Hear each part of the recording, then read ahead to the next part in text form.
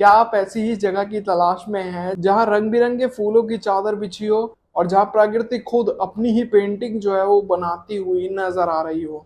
तो चलिए दोस्तों, आप सभी को लेकर चलते हैं उत्तराखंड की वादियों में छिपा एक स्वर्ग, जिसे फूलों की घाटी के नाम से जाना जाता है।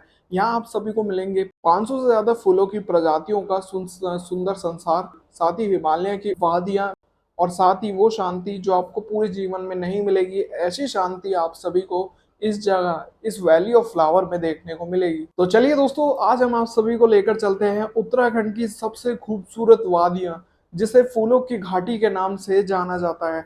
साथ ही यहाँ का आप सभी को पूरा फुल टूर जो है वो देने की कोशिश करेंगे। इसी के साथ में यहाँ से जुड़ी कुछ पौराणिक कथा, और साथ ही यहाँ पर अगर आप सभी जाना चाहें तो आप कैसे जा सकते हैं और कब ये वैली ऑफ फ्लावर्स जो है वो खुलेगी, ये भी आप सभी को बताने की कोशिश करेंगे। और इसी के साथ में किस हिसाब से परमिट और एंट्री फीस जो है वो लगती है, कैसे आप सभी दिल्ली से अगर आप जा रहे हैं तो आप यहाँ कैसे पहुंच सकते हैं, ये जितनी जानकारी है टोटली आप सभी को बताने की कोशिश करेंगे। तो चलिए शुरू करते हैं आज की वीडियो। अगर आप चैनल पर नए आए तो भाई चैनल को सब्सक्राइब कर लीजिए, बेल आइकन को प्रेस कर लीजिए, जिससे आने वाली सभी नई वीडियो का नोटिफिकेशन आप तक पहुंच सके। तो चलिए शुरू करते हैं आज की ये वीडियो। दोस्तों, ये फूलों की घाटी जो है वो उत्तराखंड के चमोली जिले में स्थित है। दोस्तों, ये यूनेस्को वर्ल्ड हेरिटेज साइट भी है। और अब अगर दोस्तों, जब ये इतनी सुंदर जगह है जो कि वैली ऑफ फ्लावर के नाम से जानी जाती है, तो किसी ना किसी ने इसको सबसे पहले देखा तो होगा। जी हाँ दोस्तों, इसको भी जो है सबसे पहले निगाह जिसकी यहाँ पड़ी थी, यानी कि इस घाटी को जिन्होंने सबसे पहले देखा था, वो है 1931 के ब्रिटिश पर्वतरोही, जिन्हें फ्रैंक स्मिथ ने ही जो है इस जगह को खोजा था। उसी के बाद से ही लोगों को वैली ऑफ फ्लावर यानी कि फूलों की घाटी जो है लोगों को देखने का मन करने लगा, और सभी लोग जो है फ्लावर वैली को देखने के लिए जाने लगे। तभी से लेकर आज तक, आज भी जो है ये वैली ऑफ फ्लावर बहुत ही ज्यादा चर्चित में है। और जब जब चारधाम की कपाट खुलते हैं तो उसके बाद यहाँ पर कई सारे पर्यटक जो है इस जगह को देखने के लिए आते हैं। लेकिन क्या दोस्तों, इससे जुड़ी हुई कोई पौराणिक कथा होगी? जी हाँ दोस्तों, इससे जुड़ी हुई कई ऐसी पौराणिक कथाएं जो है वो जुड़ी हुई है। दोस्तों मान्यता है कि जब हनुमान जी संजीवनी बूटी लाने के लिए गए थे, तो वो हिमालय जाने के लिए इसी रास्ते से होते हुए गए थे। और जब वह संजीवनी बूटी लेकर आ रहे थे, तो वो इसी रास्ते के ही साथ जो है वो संजीवनी बूटी लेकर गए थे। तभी दोस्तों यहाँ पर कई ऐसी चमत्कारी जड़ी बूटियां और कई ऐसे फूलों का जन्म हुआ। तभी से ही इस जगह की कई ऐसी पौराणिक कथाएं जो है वो जुड़ती चली गई कि यहाँ पर जो है कई ऐसी संजीवनी बूटियों के कई ऐसे लक्षण जो हैं वो फ्लावर ऑफ वैली में भी हैं।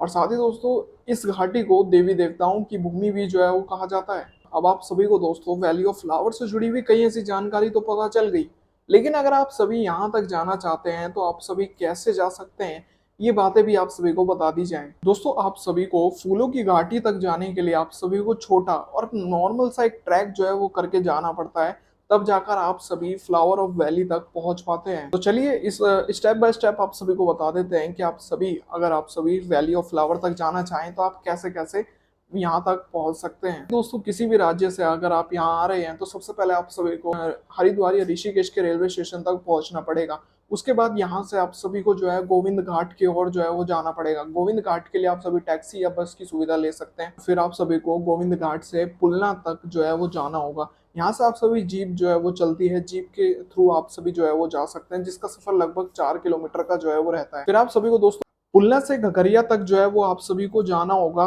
मैक्सिमम 10 किलोमीटर का ट्रैक करने के बाद। तो कुछ इस तरह से आपका ट्रैकिंग जो है वो शुरू हो जाएगा कुल 10 किलोमीटर का। फिर आप सभी दोस्तों अगले दिन घगरिया से फूलों की घाटी की ओर जो है 3.5 किलोमीटर का लंबा ट्रैक करके फिर आप सभी पहुंच जाएंगे फ्लावर ऑफ वैली यानी कि फूलों की घाटी में। अगर आप सभी दोस्तों फूलों की घाटी में ट्रैकिंग कर रहे हैं तो इससे जुड़ी हुई डिटेल्स आप सभी को बता दी जाए। दोस्तों, फूलों की घाटी में जो ट्रैक किया जाता है वो काफी ज्यादा मॉडरेट लेवल का ट्रैक जो है वो किया जाता है। इससे ये नहीं है कि दोस्तों की ट्रैकिंग जो है वो ज्यादा कठिन नहीं है। बेशक जो है ट्रैकिंग कठिन नहीं है, बल्कि लेकिन तैयारी आप सभी को करके चलनी जरूरी ही होती है। तो जैसे कि दोस्तों मैंने आप सभी को बताया कि ट्रैकिंग की दूरी मैक्सिमम घगरिया से फूलों की घाटी तक के लिए 3.5 किलोमीटर एक तरफा जो है वो रहेगी। तो मैक्सिमम मान के चलिए आप सभी का 6 से 7 किलोमीटर का आना और जाने का पूरा सफर जो है वो आप सभी का यहाँ बैठेगा। समय लगभग आप सभी, अगर आप ट्रैकिंग करते हैं तो आप सभी का कुल समय जो है ट्रैकिंग में 3 से 4 घंटे जो है पूरा आने जाने का जो है वो उसमें लग जाएगा। फिर इसके बाद अगर हम ऊंचाई की बात करें कि ये कितनी ऊंचाई पर ये घाटी स्थित है, तो ये घाटी करीब मैक्सिमम 12,000 फीट की ऊंचाई पर ये घाटी स्थित है। और साथ ही आप सभी को कुछ ऐसी खास बातें भी जो है वो बता दी जाए कि अगर आप सभी दोस्तों फूलों की घाटी में सफर करने के लिए आए तो यहाँ पर आप सभी को शाम होने से पहले पहले आप सभी को इस घाटी से बाहर निकल जाना है। यहाँ पर रात को रुकना नॉट अलाउड है। अब आप सभी को जो है शाम तक वापस जो है वो हो जाना है। अब आप सभी को दोस्तों कुछ ऐसी खास बातें भी बता दी जाए। अब आप सभी को लग रहा होगा दोस्तों कि पहाड़ पूरा का पूरा पहाड़ी इलाका है, यहाँ पर फूलों की घाटी है, तो यहाँ पर आप सभी कैंपिंग भी जो है वो कर सकते हैं। लेकिन यहाँ पर बताया ये जाता है कि यहाँ पर आप सभी कैंपिंग जो है रात में नहीं कर सकते। यहाँ पर रुकना जो है अलाउड नहीं है रात में। यहाँ पर बताया जाता है कि आप सभी को शाम होते होते आप सभी को वापस लौटना होता है। तो इन बातों को खासकर ध्यान में रखें।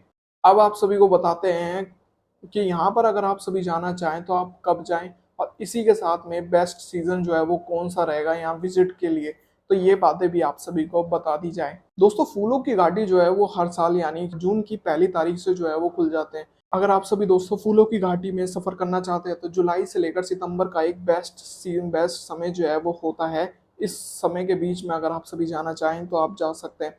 सबसे ज्यादा फूल जो है वो इस समय आप सभी को यहाँ देखने को मिलेंगे, तो इस समय आप सभी जो है बेस्ट टाइम है इस समय विजिट करने का। और इसी के साथ में दोस्तों सबसे ज्यादा फूल जो है वो जुलाई के एंड से लेकर अगस्त के मिड तक जो है वो खिलते हैं। तो ये समय आप सभी के लिए सबसे बेस्ट रहेगा इस समय जाने का। साथ ही दोस्तों सितंबर तक जो है मौसम ठंडा होने लगता है और फिर फूल जो है वो कम खिलते हैं।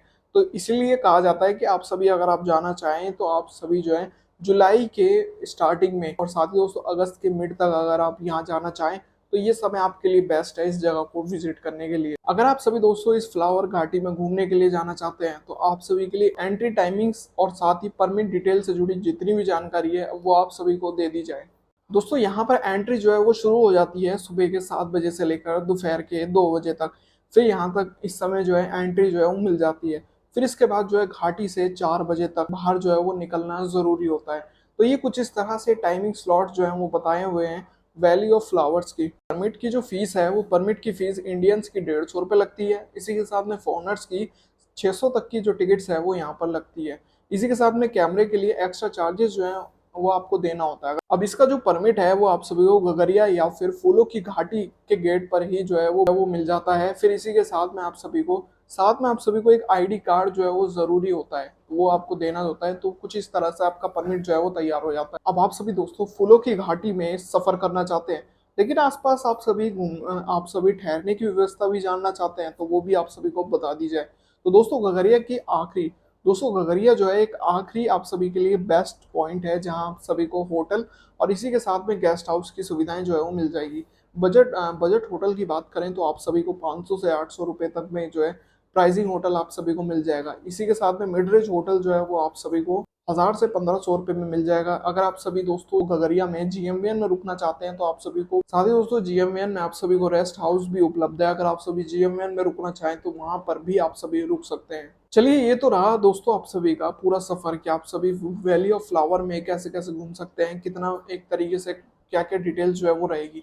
लेकिन इसमें आप सभी का कुल खर्चा कितना बैठेगा वो आप सभी को अब बता दिया जाए। तो कुल मिलाकर अगर हम बात करें ओनली सिर्फ फ्लावर ऑफ वैली तक जाने आने की, दिल्ली से फ्लावर ऑफ वैली उत्तराखंड जाने जाने की, तो आप सभी का कुल खर्चा यहाँ पर 4000 से 5000 रुपए तक का जो है वो बैठ जाएगा। ओनली सिर्फ 3 डेज का, 3 दिन 2 रातों का कुल खर्चा आप सभी का यहाँ आता हुआ नजर आएगा। ये तो था दोस्तों छोटा सा बजट जो मैंने आप सभी को बताने की कोशिश करी। लेकिन एक जरूरी जानकारी ये थी कि आप सभी को अगर आप सभी इस बार चार धाम के साथ साथ वैली ऑफ फ्लावर भी जाना चाहते हैं तो आप सभी के लिए ये समय सबसे बेस्ट है जाने जाने का।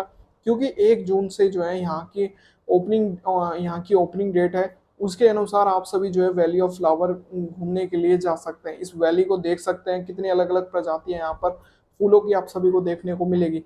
तो कुछ इस तरह से आप सभी इस जगह का टूर जो है वो कर पाएंगे। दोस्तों ये तो रही पूरी की पूरी जानकारी। अगर आप भी दोस्तों प्रकृति से मिलने का सपना देख रहे हैं तो दोस्तों फूलों की घाटी आपका इंतजार कर रही है। तो उम्मीद करता हूँ दोस्तों आज की वीडियो आप सभी को पसंद आई होगी। दोस्तों आज की इस वीडियो में मैंने आप सभी को टोटली जितनी भी जानकारी है वैली ऑफ फ्लावर से जुड़ी हुई कि आप सभी कैसे रुक सकते हैं, कहाँ घूम सकते हैं, कैसे कैसे आप सभी को यहाँ पर जितनी भी डिटेल्स थी वैली ऑफ फ्लावर में जाने की, कितनी टिकट्स लगती है, किस समय यहाँ पर ओपनिंग जो है वो होने वाली है, जितनी भी जानकारी थी वो मैंने आज की इस वीडियो में बताने की कोशिश करी।